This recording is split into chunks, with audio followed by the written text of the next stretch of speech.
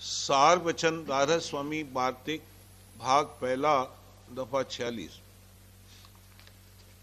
देखो दुनियादारों को, जो वे दुनिया को सच्चे दिल से चाहते हैं, किसी स्थान पर अपने मतलब हासिल करने के वास्ते जाने से नहीं रुकते और न ऐसी जगह दीनता करने से उनको शर्म आती है।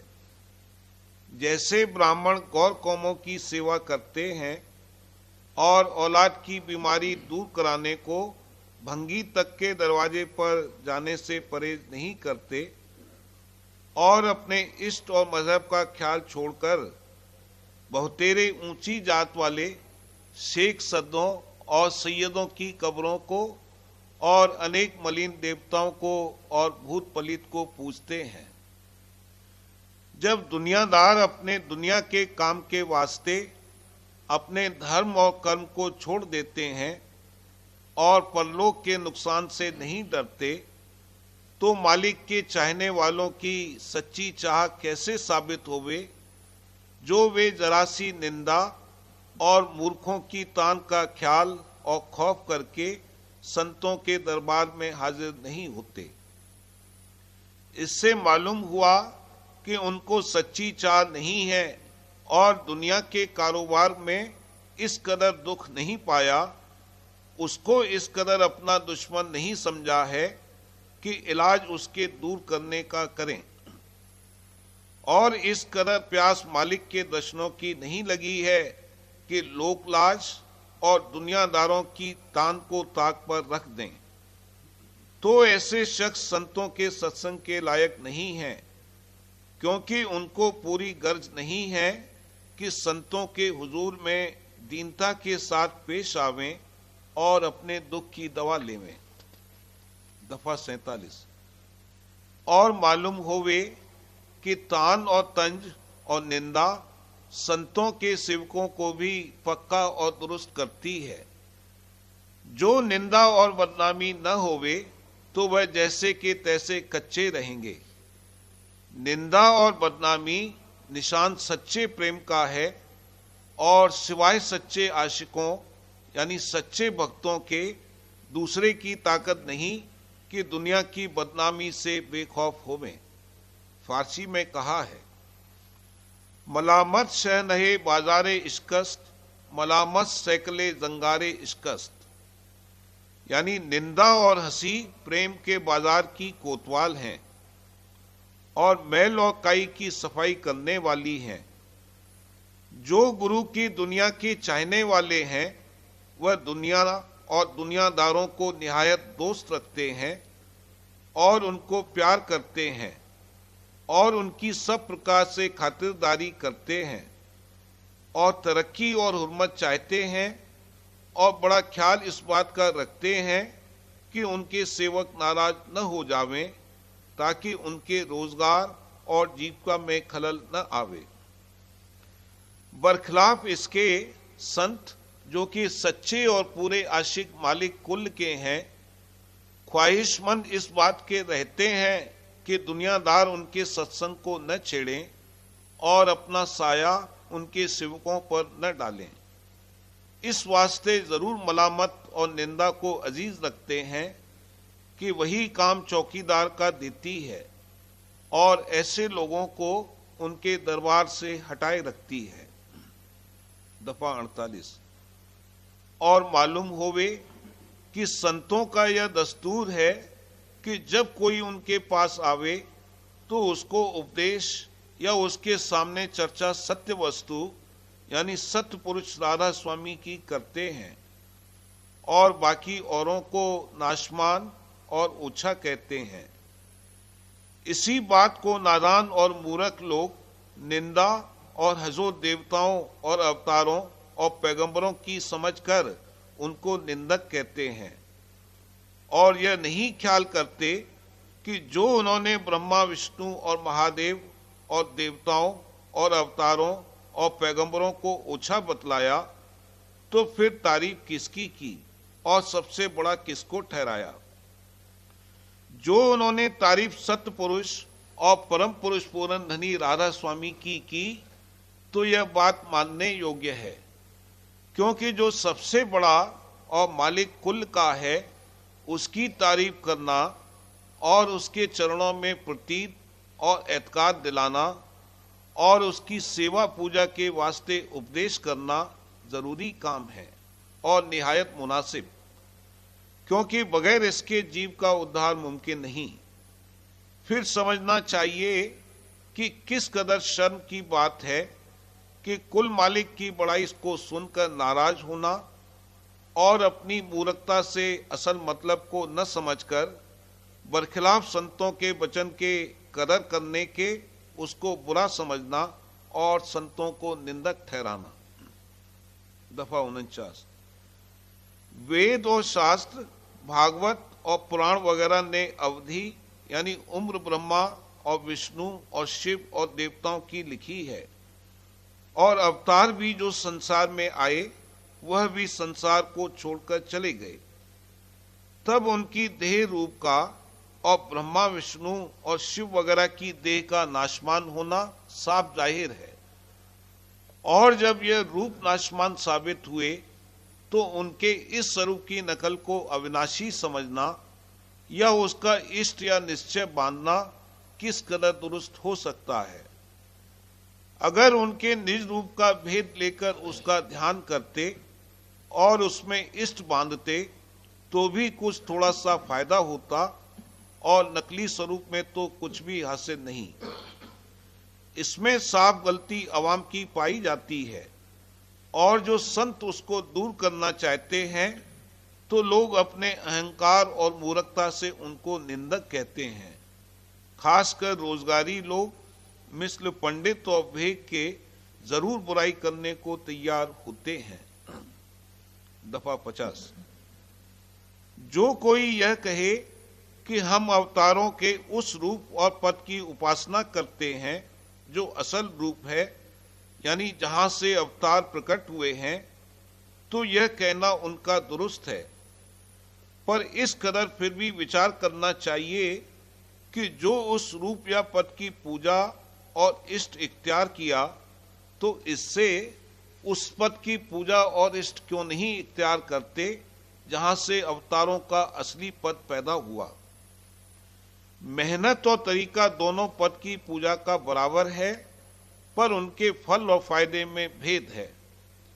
इस वास्ते सबसे बड़े और ऊंचे पद की पूजा और इष्ट मुनासिब है, और यही संतों का इष्ट है, और इसी को संत उपदेश करते हैं। इस उपदेश से यह गरज नहीं कि और स्थानों के मालिक से विरोध और ईर्ष्या इख्तियार करना चाहिए, बल्कि सत्य पुरुष राधा स्वामी के इष्ट वाले को भी धारणा हर एक पद की जो कि उसके रास्ते में पड़ेंगे करनी पड़ेगी। बिना इसके वह स्थान फतेह न होवेंगे। लेकिन इस राह में चलने से पहले इष्ट अपना धुर और निज स्थान का दुरुस्त करना चाहिए, और हर एक स्थान के हाल और कैफियत को बखूबी समझ लेना चाहिए। किस वास्ते कि दुनिया में भटकाने वाले और भरमाने वाले बहुत हैं, और खुदा और परमेश्वर और परमात्मा और ब्रह्म और पार ब्रह्म और शुद्ध ब्रह्म और सत्यनाम कहने वाले भी बहुत हैं। पर असल में इल्मी ज्ञान भी इन पदों का जैसा कि चाहिए, और उन मुकामात का जो कि इनके रास्ते में पढ़ते हैं तफसीलवार नहीं रखते।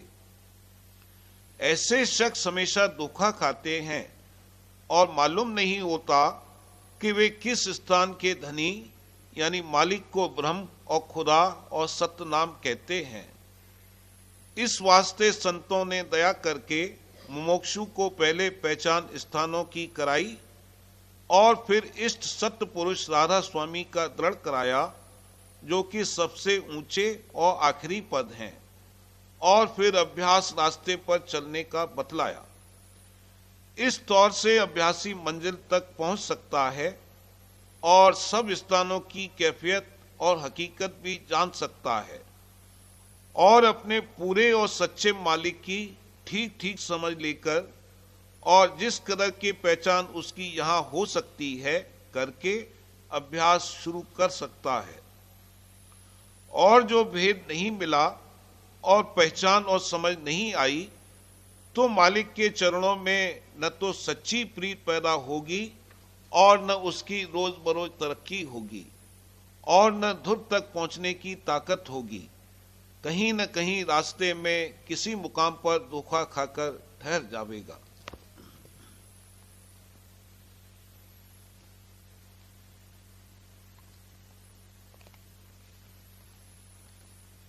बचन बाबूजी महाराज, तीसरा भाग, बचन 25वां। आगरा 20 जून 1938। समझा बुझाकर दलीलों से कायल करने की कई तरकीबें हैं, मगर इससे यकीन और विश्वास नहीं आ सकता। इसी तरह मोजज़े और करामात से यकीन नहीं आ सकता, और आ भी जावे तो वो काबिल एतबार नहीं है। प्रेम से, शब्द अभ्यास करने से एतकाद आ सकता है। सुरत का भेद सिर्फ संतों ने दिया है। संतों के आने से पेशतर सुरत से सब वन नावाकिफ थे। जब कुछ सुरत बरामद हुई और बरामद होने का सामान पैदा हुआ और वक्त आया, तब संत यहां पधारे और सुरत का भेद और पता दिया और शब्द दृढ़ाया। संतों ने कहा कि जिसको तुम आत्मा और परमात्मा मानते थे और जिसको रूह और खुदा और अपना माबूद गर्दाना था, उसके सिवाय कोई और चीज है जिसको सुरत कहते हैं। शब्द सब जगह है और सब मजहबों में अपने अपने दर्जे का शब्द बताया है, मगर जिस शब्द का भेद संतों ने दिया है वो सबसे अलग और न्यारा है। वो सत्य पुरुष का सत्य शब्द है। उसका विश्वास और यकीन केवल सुरत को हो सकता है। सुरत उस शब्द की जात और जौहर है। अंतर के अंतर सुरत का उस शब्द के साथ सिलसिला लगा हुआ है, कभी उससे अलग नहीं हुई है, मगर बवजह सुरत पर गिलाफ चढ़ने के वो इस वक्त और इस घाट पर उससे अलग और दूर मालूम होती है। जब सुरत बरामद हो और जागे तो उस शब्द के साथ उसका सिलसिला कायम हो सकता है और उसका ज्ञान हो सकता है। यह कायदा है कि जब तक किसी चीज से सिलसिला न कायम हो, उस चीज का ज्ञान नहीं हो सकता। और सिलसिला लगने के लिए ज्ञाता यानी ज्ञान करने वाले और ज्ञेय यानी जिसका ज्ञान किया जाता है, दोनों में उन्स होना चाहिए। जब दो चीजों में उन्स होता है, तब उनमें सिलसिला कायम हो सकता है और उसके जरिए धार रवा हो सकती है। धार रवा होने पर आपस में एक दूसरे का ज्ञान हो सकता है। सुरत को शब्द के साथ कुदरती उन्स है। जिसकी सुरत किसी कदर न्यारी और बरामद हुई है, उसको सत्य पुरुष और सत्य शब्द का भेद सुनाया जाएगा तो फौरन यकीन आएगा और सत्य शब्द के मार्ग की कमाई शुरू करेगा। संतों के परमार्थ में पहली चीज सुरत है। अगर सुरत से ही अभी नावाकिफ है तो संत मत के परमार्थ की कार्रवाई नहीं हो सकती। यहां अनुमान कराया जा सकता है। प्रत्यक्ष तो जिस घाट की वो चीज है उस घाट पर पहुंचकर ही होगा। मसलन इस देश के परे जो रोशनी है उसको अगर देखने की ख्वाहिश हो तो इस देश के परे जाना पड़ेगा। यहां बैठे हुए तो इसी देश की रोशनी देख सकते हैं। हमारे पास जो आंखें हैं उनसे हम इसी देश में देख सकते हैं। परे की रचना इन आंखों से नहीं देख सकते।